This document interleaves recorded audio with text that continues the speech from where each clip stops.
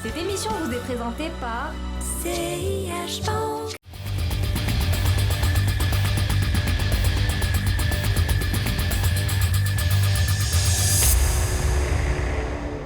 Bonjour à toutes, bonjour à tous, bienvenue sur Bourse News. Vous vous en doutez, aujourd'hui on va parler des résultats des entreprises pendant ce premier semestre 2020. Un semestre inédit, historique, un semestre marqué par les conséquences de la crise sanitaire. Vous allez vous en rendre compte avec les chiffres qu'on vous présente aujourd'hui. Venezia, Venezia, Venezia, Venezia. Tokyo!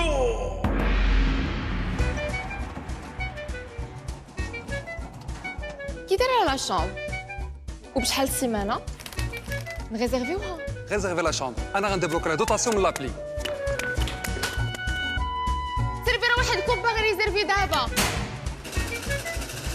صافي كليكي لا بي ماتنون. مع لابلي ديال سياش موبيل خلصوا في المغرب في الانترنت وفي الخارج كارطه وحده. تيليشارجي من دابا لابلي سياش موبيل وحلوا كونت في الحين. En effet, les sociétés cotées ont vu leurs revenus baisser de 5% au premier semestre alors que la masse des bénéfices s'est repliée de 55% à 7,2 milliards de dirhams en intégrant bien entendu les participations au fonds Covid-19. Si l'on s'intéresse au chiffre d'affaires des entreprises, eh bien ce dernier s'est replié de 5% en dépit des arrêts d'activité dans plusieurs secteurs et des mesures sanitaires décrétées pendant le deuxième trimestre. Pourquoi cette baisse limitée? Eh bien, il faut savoir que le chiffre d'affaires du secteur bancaire a progressé de 6,3% durant les 6 premiers mois de l'année, ce qui a donc limité la baisse globale du chiffre d'affaires du marché. Mais le résultat, c'est-à-dire le RNPG du marché, est lui en baisse de 55%.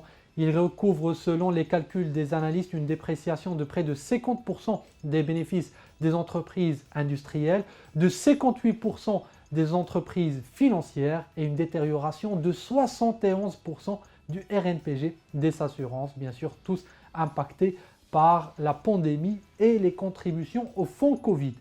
Justement, ces contributions au fonds Covid, si on les retire, si on retraite les chiffres, eh bien, la baisse n'est que de 30% contre un consensus d'à peu près 15% de baisse établi par les analystes au début de la pandémie durant le mois d'avril. Mais les investisseurs n'ont que modérément réagi aux nouvelles négatives publiées durant ce mois de septembre, tout en prenant des bénéfices sur les dossiers qui ont confirmé leur bonne forme, comme les mines, les technologiques, où le marché s'est plutôt montré vendeur des bonnes nouvelles. L'une des principales explications avancées par les opérateurs est que le marché action continue d'être alimenté par des flux à travers les OPCVM, ce qui contient toutes les attaques baissières sur le marché. Tenez, un chiffre pour s'en convaincre. Durant le mois de septembre, le régulateur a délivré des visas et agréments pour 8 OPCVM actions, alors que le nombre d'OPCVM diversifie également en nombre de 8 qui ont été agréés pendant ce mois-ci. Ces OPCVM contiennent à leur tour des poches actions plus ou moins conséquentes.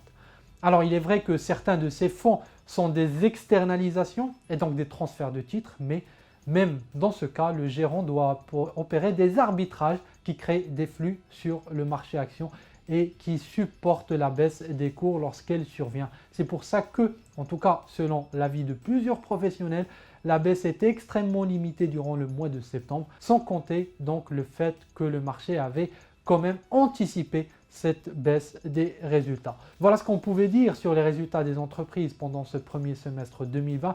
On continuera bien entendu à surveiller la réaction des opérateurs, des analystes à ces résultats pendant les jours et mois à venir. Je vous souhaite une excellente semaine. Je vous dis à lundi prochain pour un nouveau numéro de l'Hebdo des marchés.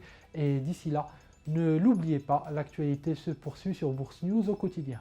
À bientôt.